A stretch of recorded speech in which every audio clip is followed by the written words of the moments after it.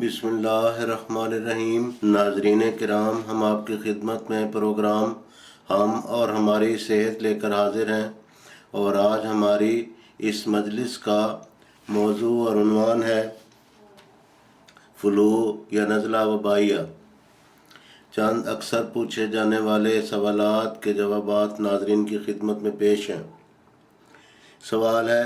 Flu یا نزلہ وبائیہ کیا ہے؟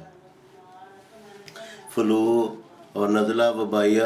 جیسا کہ نزلہ وبائیہ کے لفظ سے بھی یہ ظاہر ہوتا ہے کہ یہ ایک وبائی شکل میں ہوتا ہے، اور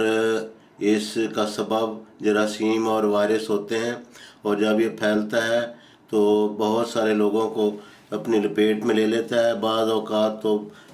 کئی ایک ممالک میں بھی یہ پھیل جاتا ہے، عالمی سطح پر پھیل جاتا ہے، اور سوائن فلو اور برڈ فلو وغیرہ جو ہیں یہ بھی چوت دار فلو کی قسمیں ہیں۔ ان کی علامات اس نزلہ وبائیہ سے یا فلو سے ملتی جلتی ہیں۔ بعض علامات مشترک ہیں،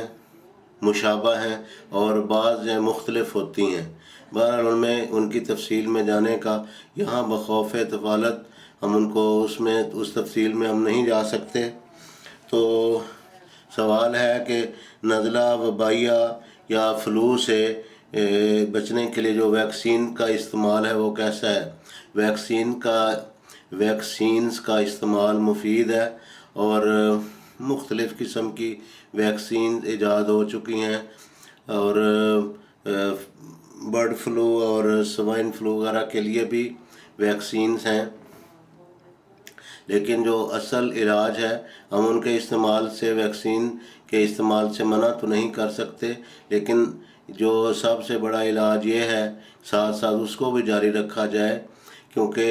فلو ان لوگوں کو ہوتا ہے، یعنی وائرس یا جراثیمی حملہ ان لوگوں پر کارگر ہوتا ہے جن میں مواد فاسد کا بار ہوتا ہے۔ یہ ڈاکٹر مسٹر لوئس کوہنی کے نظریات کے مطابق، جو دنیا کے ایک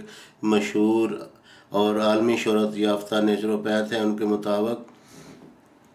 وبا کا یا وبائیہ نزلہ کا حملہ ان لوگوں کے اوپر کارگر ہوتا ہے جن کے اندر مواد فاسد کا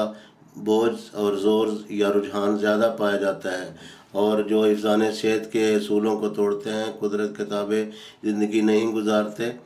تو بہرحال چاہیے کہ مقدم طور پر حفظان صحت کے اصولوں کو اپنایا جائے،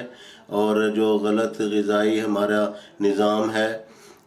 اس سے جہاں تک ہو سکے ہم خود کو بچائیں۔ اس سے مدافعانہ نظام مضبوط ہوتا ہے، اور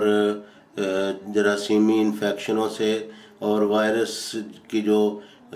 بھرپور جو ان کے حملے آئے دن ہوتے رہتے ہیں، اللہ تعالیٰ کے فضل کے ساتھ انسان اس سے اپنے قدرتی مدافعانہ نظام کے نتیجے میں محفوظ رہتا ہے۔ سوال ہے کہ اس کے حفاظتی اقدامات کیا ہیں؟ حفاظتی اقدامات یہی ہیں کہ صحت و صفائی کا خیال رکھا جائے، اور جہاں ایسے لوگ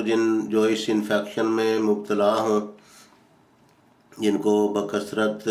جہاں دیکھیں کہ لوگوں کو یہ جو نزلہ وبائیہ یا فلو جن کو ہے ان سے دور رہا جائے، ان کی استعمال شدہ چیزیں جو ہیں ان سے بچا جائے، ان کے جوٹھے کھانے یا ان کی جو ایسی ان کی پس خوردہ ایسی چیزیں جو ہیں اگر ایک گھر میں بھی ہوں تو جہاں تک ہو سکے ان سے بچا جائے، اور بعض دافع تعفن ایسے بعض لوشن یا جیل ہوتے ہیں ان کا استعمال کیا جائے، ہاتھوں کو دھویا جائے، کپڑوں کو دھویا جائے، اور لعاب اور چھینکیں اور اس طرح کے جن میں ہوا کے ذریعہ سے ان جراثیم یا وائرس کے دوسری جگہوں تک پہنچنے کا اندیشہ ہوتا ہے، ان سے بچا جائے۔ سوال ہے کہ اس کا نیچرل علاج کیا ہے؟ نیچرل علاج وہی ہے جس کا ہم نزلہ زکام کی ذیل میں ذکر کر رہے ہیں، یعنی فوری طور پر سٹیم باتھ لیا جائے، اس کے ذریعہ سے مواد فاسد خارج ہوں گے، جسم کی دردیں، بخار، یہ سب کچھ ٹھیک ہوگا۔ جو گلے میں درد اور کھانسی کی علامات، ناک بہنا، چھینکیں، یہ سب علامات جو ہیں ان میں تخفیف آئے گی، روزانہ 1-2 دفعہ یا اس سے کم و بیش ٹیم کا بات لے سکتے ہیں، باپ کا غسل لے سکتے ہیں۔ اور اس میں سونف، سفوف سونف یا سوف ملٹھی یا MAZ49 کے قطرے ملا سکتے ہیں، یا پھر اگر ہو سکے تو MAZ number 1، MAZ number 6، MAZ number 9، یہ بہت ایک اللہ کے فضل کے ساتھ اس کو فلو کیور کہتے ہیں، بڑا کامیاب نسخہ بنتا ہے۔ تو یہ بنوا لیں اور اکٹھا رکھ لیں لیکوڈ فارم میں، گھر کے تمام افراد کے لیے اللہ کے فضل کے ساتھ انتہائی اعلیٰ اور مفید اور بے ضرر نسخہ ہے۔ اور اگر یہ چیزیں نہ ملیں، کسی وجہ سے ان کو حاصل نہ کر سکیں، کسی ہومیوپیتھک سٹور سے نہ تیار کروا سکیں، تو تیار شدہ R نمبر 1، R نمبر 6 اور بس R نمبر 1، R نمبر 6 ہی کافی ہے۔ ان کو لیکوڈ فارم میں لے کر، یہ لیکوڈ فارم میں ہی ہوتے ہیں، اور ان کو ڈسکٹس کے اوپر چھڑک کر یا گلوبیولز کے اوپر یہ استعمال کرائیں پوری فیملی کے لیے، اللہ کے فضل کے ساتھ یہ کافی ہے۔ اور اکنامیکلی اور اقتصادی لحاظ سے بھی یہ ایک بہت اچھا نسخہ ہے اور مفید ہے۔ اور اگر یہ بھی نہ کر سکیں تو ایک اور نسخہ ہے جو